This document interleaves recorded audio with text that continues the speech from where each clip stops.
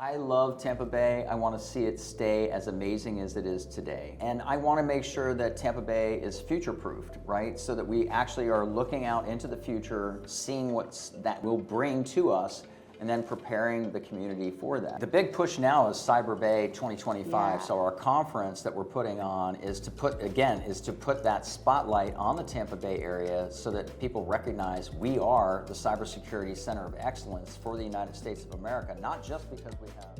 Welcome to the CyberBay Podcast. Today's episode features Arnie Bellini.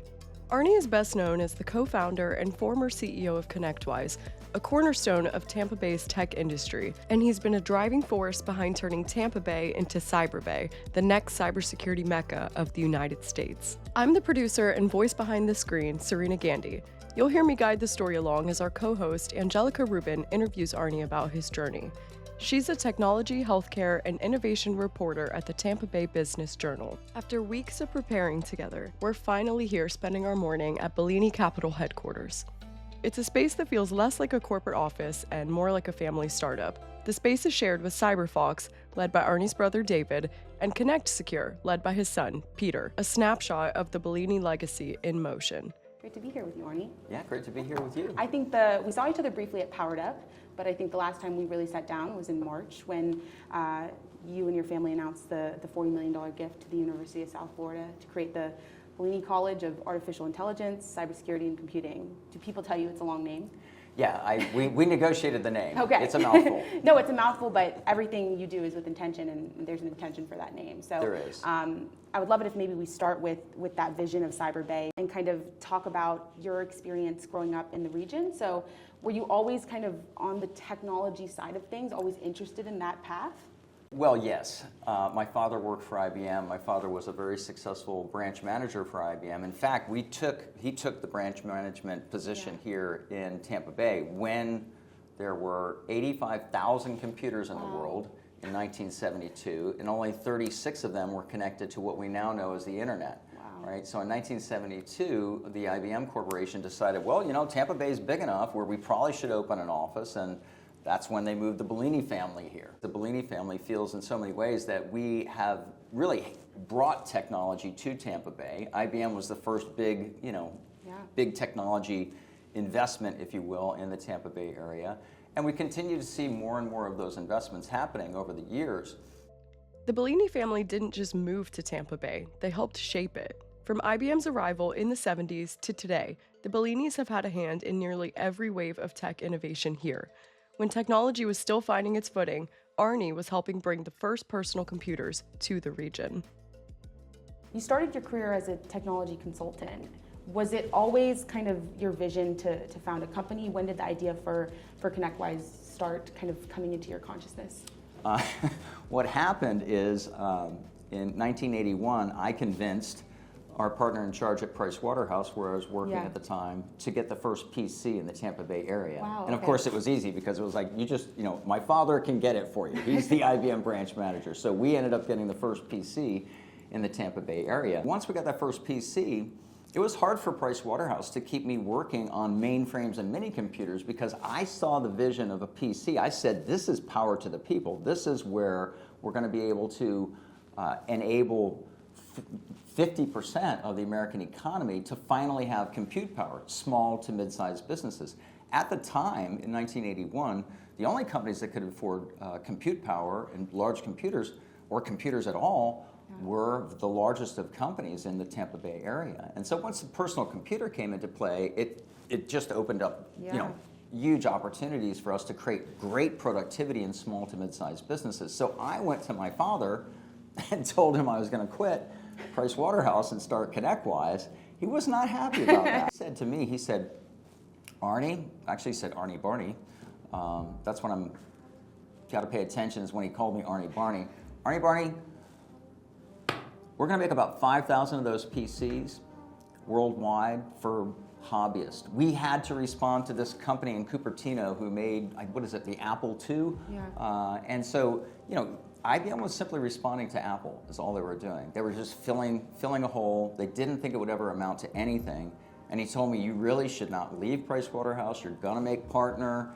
what are you doing? I couldn't help it though. I did leave, started ConnectWise, and it turned out to be the right answer. It did, and you co-founded it with your brother. It did. What was that journey like, kind of going from, obviously, like you just said before we started, it's a family business still today. What was that journey like for you, and were there any challenges when it came to building a company? Like every entrepreneur that's watching this right now knows that you've looked back at and realized, important lessons to kind of take with you through your whole career. Well, first of all, the Bellini family is very close. Yeah. So, what's nice is when you build a business with a brother like my brother David, it's like we had implicit trust between each other, and so we were able to grow the business very quickly, very easily. We didn't have any trouble growing because everybody wanted to be in the technology field. Everyone wanted to move to Tampa, so if we needed someone that was maybe located in Boston, it was easy to relocate them to Tampa Bay. Everyone wants to be in Tampa Bay. Yeah. So it was. There were not a lot of challenges. It was the challenges I would say were just the infancy of the PC revolution, where everything really didn't work at first. The version 1.0 syndrome, where version 1.0 just doesn't work, right? Yeah. And so we were trying to commercialize version 1.0s of PCs, of accounting software, of spreadsheets, of networks, and all of these version 1.0s were our biggest challenge because the technology wasn't quite hitting on all cylinders yet. So we had to wait a couple years for the technology to kind of get itself in the right place, be more consistent. That was the biggest challenge that we had. But once that was in place, we were installing, local area networks all over Tampa Bay. And there was only one or two other companies that even knew how to do it. So we were really growing very quickly. Something that I found really interesting doing some research was 2009 when the Great Recession happened, and you did 3 pretty major acquisitions. It could have gone either way, right? Can you talk a little bit about that experience or that example, or any others that kind of come up where maybe it's not necessarily a challenge, it's a turning point where there are a couple options you choose and you choose a bold one, right? Yeah. Well, we're risk takers. Yeah. Okay. I guess I'd say, I love that I got my MBA at University of South Florida, and probably the number one thing that I learned as an MBA student at University of South Florida was that the world is incredibly adverse to risk, and if you're willing to take a little bit more risk on every single transaction over a lifetime, you're going to end up way ahead. And so that's really what we did, right? During the recession, we were set. We were still growing, right? Because computing or personal computing and local area networks and PCs and small businesses were still being implemented.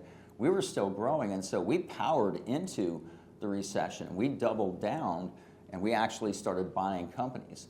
And we bought complementary companies that our existing client base said, hey, it would be really good if you had a remote management and control solution. It would be really good if you had a quoting solution. It would be really good. And so we just listened to our customer base and made appropriate acquisitions as a result. That's what really made ConnectWise, take off. Yeah. It was not just the initial software that we created for ourselves. And that was the funny story about ConnectWise, by the way. It was an accident to start with because we were so successful implementing PCs and networks in the Tampa Bay area, but there was no software for a company like ours. And so we just started creating our own in-house software to take care of our own company and to allow us to scale. We showed it to some friends. Even as ConnectWise scaled, Arnie's focus stayed close to home. When ConnectWise was eventually acquired by private equity firm Thoma Bravo, it wasn't an exit, it was an evolution that gave them the resources to grow and put Tampa Bay on the map as a serious tech hub. Can you talk a little bit about how those conversations began?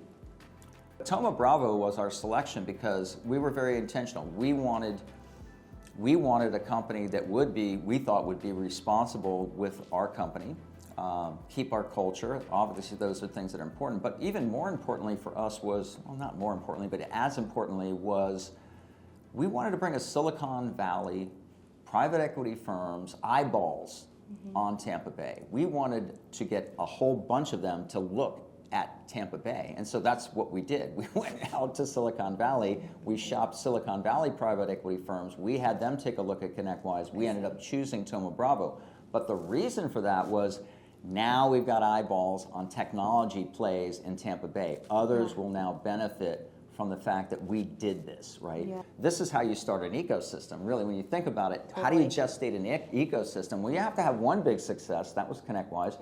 You have to have private equity, and you have to have them paying attention to the area. We did that as well. And then you have to have a talent base. And we knew, gee, with McDill and the other technology companies in town, we got a lot of technology talent in town.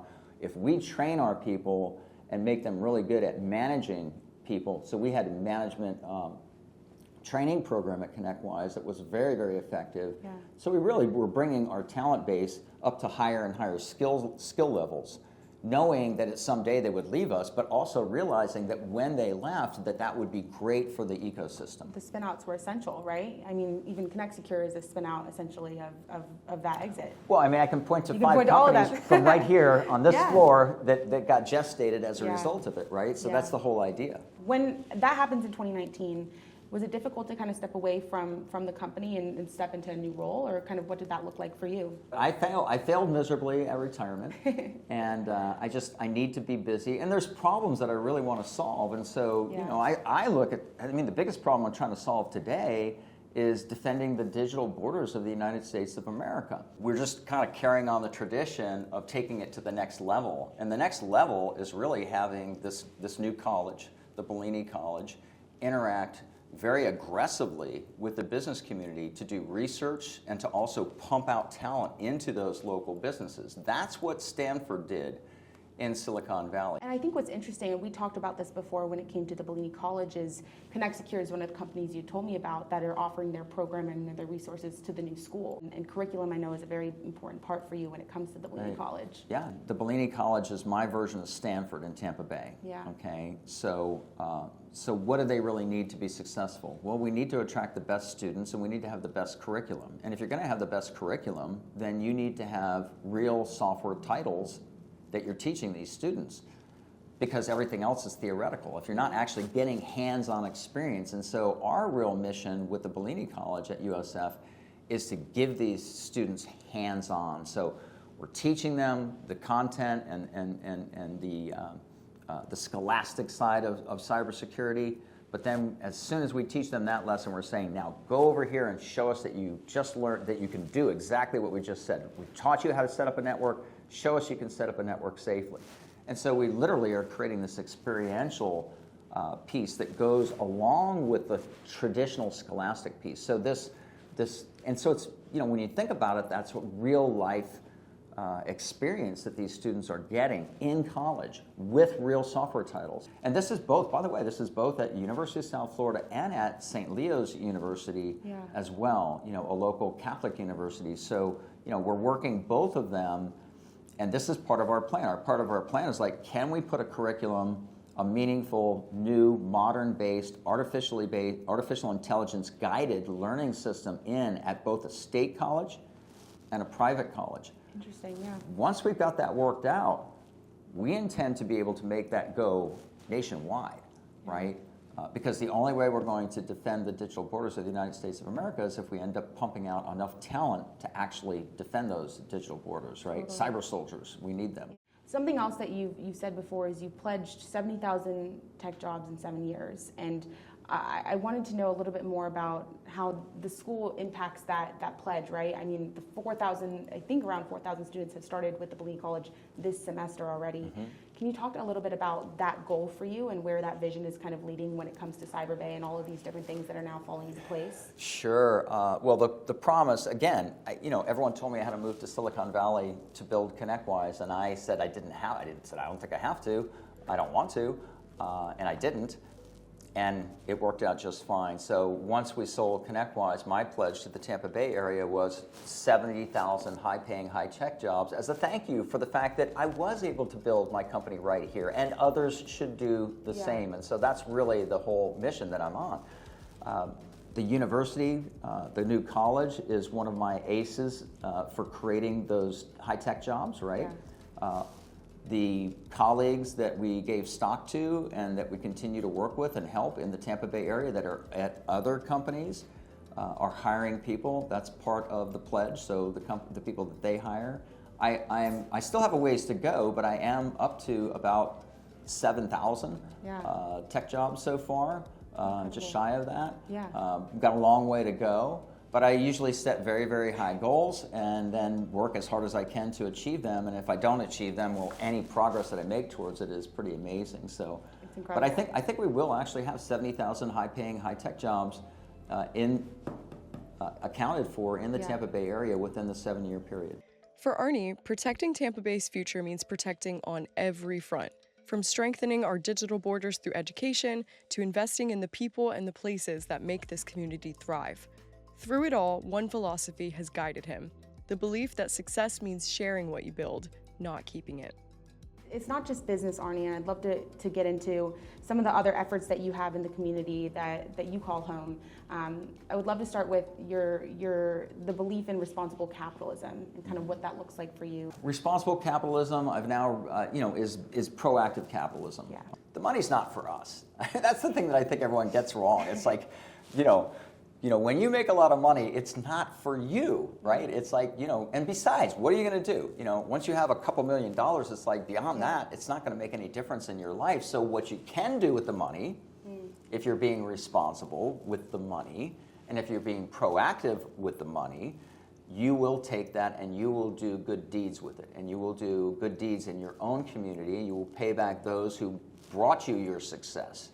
That's all we're doing, right? We're just bringing back the good old days of wealthy individuals investing in their communities and enriching them. You can make a huge difference in people's lives just by sharing the wealth. And so that's really been my big inspiration. And I think your preservation efforts is a big factor in that maybe is not the first thing that people think of when they think of you and all that you're doing within the community because of CyberBay. But could you talk a little bit about some of your efforts there? If you zoom out on everything that we're doing at Bellini Capital, it's very simple. It's balancing economy and ecology. It's really simple. So it's like that's as simple as I can say it. It's like, so our main effort is to bolster economy and at the same time preserve the ecology, right? So you've got to keep the two in balance. If you don't keep the two in balance, you've got a real big problem. I learned this, going out and visiting, as a tech entrepreneur, you're going to end up in Silicon Valley 4 or 5, 6 times a year. That's Mecca, you're going to end up there, right? So every time I went out there, I saw what was happening out there. They were growing and growing and growing their economy in California and Silicon Valley, but they were burning out their ecology as a result of it. They waited too long. They built their economy, and their economy ended up eating their ecology, right? Yeah. They didn't put it in check. They didn't put it in balance. And so I can zoom out and see that Florida is just growing so fast, and it's the best place for tech companies, right? Well, tech companies are great to bring to your economy because there's no manufacturing there. They're really not interfering with your ecology very much at all, right? So it's really, so if you're going to grow your economy, make it a tech-based economy. That's the big mission here in Tampa Bay that we're pursuing, right? Yeah. At the same time, we're making sure that the state of Florida and the Tampa Bay area work to keep themselves in balance between economy and ecology. And so as I made my pledge for 70,000 high-paying, high-tech jobs, I did a spreadsheet. And when I did the spreadsheet, I looked at it and I said, well, 70,000 jobs means this many more shopping centers, this many more grocery stores, this many more parking lots, this many more subdivisions. And when I looked at it, I realized it's like you're going to pave over half of Hillsborough County. And if you're going to do that, then you can't just, then you're creating the same problems that California has. Yeah. And so in order to compensate for that, we said we've got to have an ecology play as big as our economy play. And that big ecology play was to go to the state of Florida and to get the Florida Wildlife Corridor bill passed, which then officially recognizes 18 million acres in the state of Florida as the Florida Wildlife Corridor. All we ended up doing was getting a proper noun put on a geographic boundary. That's all we did. But that's all the Everglades Foundation did. They put a geographic boundary around the Everglades, and you can see all that's happened. It put it on the map. So what we did is we said, look, if we can follow the same path that the Everglades has followed, we can put the wildlife corridor on the map. Well, we did. Through his boldness and willingness to take risks, Arnie helped secure 18 million acres of preserved land across Florida. He calls it a patchwork quilt, a mix of ranches, farms, and open land that together protect the state's wildlife and water supply. Today, that vision continues through Live Wildly, his family's nonprofit organization devoted to keeping Florida's wild places truly wild. Because balance isn't just a business philosophy for Arnie, it's a way of life. and it's a living example of responsible capitalism, using resources to ensure progress and preservation can thrive side by side. A side benefit is, we've got the only native puma ranging in its native territory east of the Mississippi. That's a mouthful, but what I'm saying is the panther, the Florida panther, is the only natural puma or cat, large cat, east of the Mississippi that is actually in its home range. And that home range has been relegated all the way down into the Everglades. But what's interesting is if you look at the Everglades, all through the center of the state is the wildlife corridor, and then it branches out into Georgia and Alabama. And so the panther can range in there, and a male panthers get kicked out. Okay, so as soon as they turn into a teenager, they get kicked out of the group, and they got to go find their own mate. Okay, Oh, wow. and their range Okay. is 400 miles. Wow. So this 400 miles is the range of a panther. Wow. So when you think about that, they need a lot of open land to roam through, right? Yeah. What's beautiful is that since we've been able to get the Wildlife Corridor Act passed and lands conserved, we're seeing that the panther is rejuvenating. We're seeing that it's coming back. Okay. It was down to about 200 panther, period, in the Wow. entire world. We're definitely grown past that at this point, and we're starting to see the female panthers with their mates and their cubs north of the Caloosahatchee River, which that's a huge milestone, Wow. right? That Yeah. we actually are seeing them start to move north again. Yeah. Florida isn't just a place of business for Arnie, it's home, and it's a reflection of what's possible when vision meets opportunity. As Tampa Bay found its identity, so did he. Their stories have been intertwined for decades, and the next chapter is just beginning. You've seen the city, the region through a lot of their different chapters. What was your first impression of Tampa when you came for your father's job? And you stayed and you went to school and then you went away for a little bit, but kind of what was that looking like as you kind of continued to grow up here? The answer is paradise. I mean, it's like, I can't think of a better Yeah. place to live. I can't think of a better place to raise a family. I Yeah. can't think of a better place to start a business. Yeah. I can't think of a better place. Yes, everyone knows this is a great place to retire, but it's all of the, it's all of the above. Yeah. And so for me, it just was it was obvious that this was a place that everyone would want to be, and obviously it is because there's 1,000 people moving to Florida every day now. And Tampa Bay is known as the part of Florida where business gets done. So we really have a lot of advantages there. We really have a lot of it. And we've got a great history that leads us right to where we are today. Community seems very important to you as well. What or who keeps you motivated in your life and in your business ventures? Seeing people benefit from the work that we do, seeing communities benefit, seeing companies benefit, seeing individuals benefit. I think I really, really, really got that lesson when we sold ConnectWise because we made 74 millionaires as a result. Yeah. I love Tampa Bay. I want to see it stay as amazing as it is today, right? So it's just that simple. Yeah. And I want to make sure that Tampa Bay is future-proofed, right? So that we actually are looking out into the future, seeing what that will bring to us, and then preparing the community for that. So one of the ways that we're doing that is our investment at Tampa Catholic High School for the the Bellini Center for the Arts. So that's a $17 million project that we're funding to bring the arts back to high school, okay? Yeah. And why are we doing that? Well, if you look at artificial intelligence, it's going to take a lot of jobs. The jobs it's not going to take are the ones that require human creativity. And so we feel that in order to prepare our next generation for what is to come, that they need to be creative. They need to start, emphasizing their creative side at an earlier age. That's the one aspect of our economy that will not be overtaken by artificial intelligence. We will always value human creativity. And so this investment is really an investment in Tampa Catholic.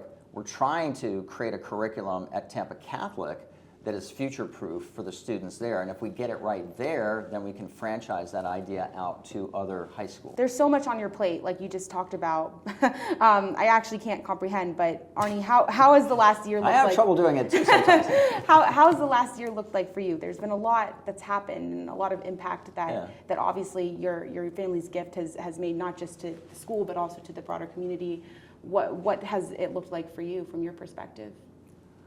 It's very fulfilling. The big push now is CyberBay 2025. Yeah. So our conference that we're putting on is to put that spotlight on the Tampa Bay area so that people recognize we are the cybersecurity center of excellence for the United States of America, not just because we have, Central Operations Command and Special Operations Command for the United States of America from a military standpoint, but from an educational standpoint now with the new Bellini College, focused on cybersecurity and artificial intelligence, with all of the great companies that are in town that are just thriving. You look at ReliaQuest, it's worth $4.4 billion now. Yeah. Okay, it was just valued at $4. You got Align, Scott Price at Align, it's like that's already been valued at over $1 billion.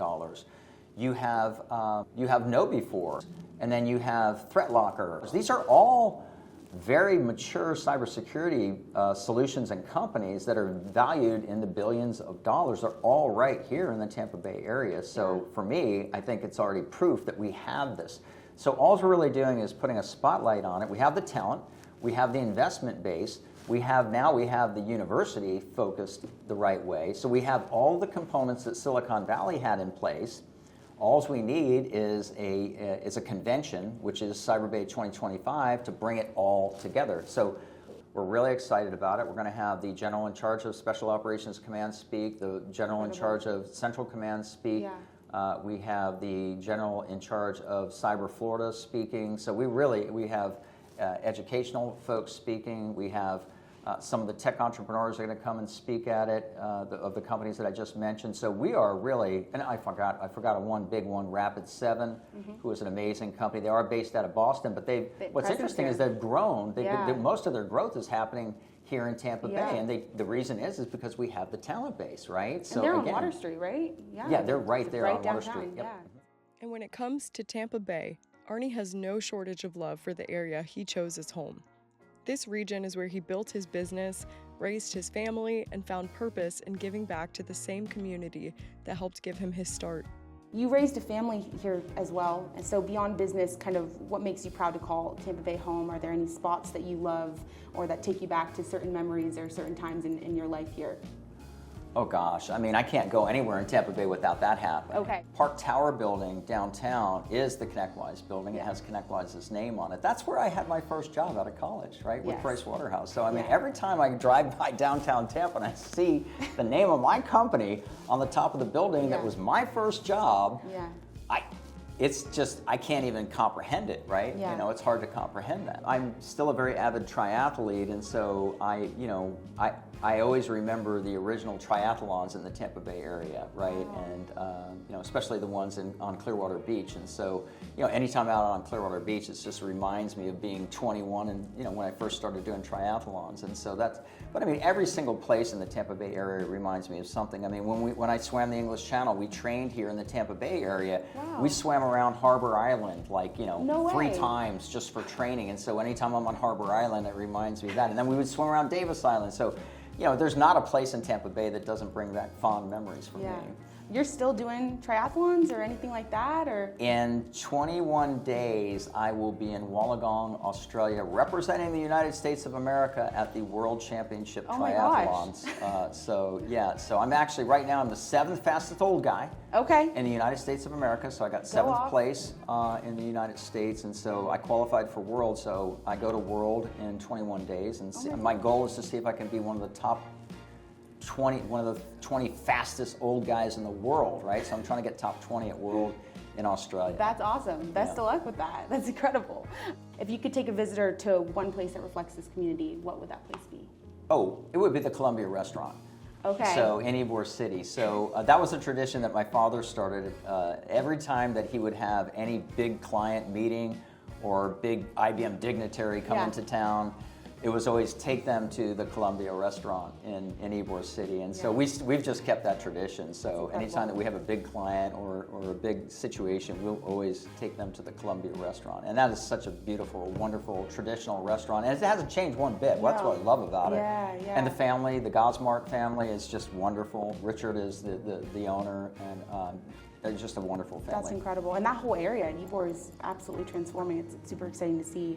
So you're not moving away, obviously, here never. forever. One of the first things you told me when we talked, I think for the first time back in November, was you want to make Tampa Bay the cybersecurity mecca of the world. And you talked about the other mecca in Silicon Valley, but that's the focus still. When you think about your legacy, is that part of it? Yeah, I think if I can do anything to help bring attention to Tampa Bay and put that moniker of CyberBay on the Tampa Bay area, I think that will pay huge dividends for the community. I also think that our efforts with the wildlife corridor will pay huge dividends for the community, and I think between the two of them, they balance each other out. And so that's what I really like about our strategy. Incredible. Though Arnie's work has taken him far beyond Tampa, he always returns home. From triathlons to philanthropy, from family to business, Arnie Bellini has built a life on the principles of risk, balance, and intention. And through it all, one belief has remained constant, that Tampa Bay isn't just paradise, but potential. In his eyes, it's the next frontier, the Silicon Valley of the East, where education, innovation, and community can shape the future. And that vision remains truer than ever with his newest venture, CyberBay. Because when you believe in a place and its people, you don't just change a city, you change what's possible. And as Tampa's story continues to unfold, his work reminds us that the best chapters are still being written, right here in the heart of CyberBay. Thank you for tuning in to the CyberBay Podcast, produced by Sarina Gandy, powered by Cyber Florida, and supported by Bellini Capital. A huge thank you to Anjelica Rubin from the Tampa Bay Business Journal for joining our team. Be sure to follow us on social media at CyberBay Pod, and if you want to join us at the 2026 CyberBay Summit, you're in luck. Early bird ticket prices are available until December 19th, 2025. See you next time.